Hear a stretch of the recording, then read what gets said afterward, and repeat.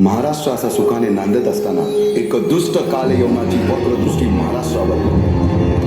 महाराष्ट्र परकीय स्वारांच्या टाचेखाली भरडला जातो.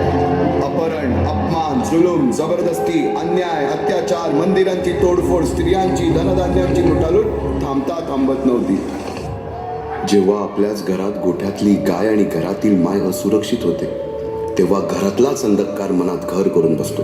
अशा वेळी साधू, संत, लहान, थोर, लेकी, बाळी अवघा महाराष्ट्र देवाला गाराणं घालतो. अरे जेजुरीच्या खंडोबा, पंढरपूरच्या खंडोबा, तुळजापूरच्या भवानी आई, दार उघड.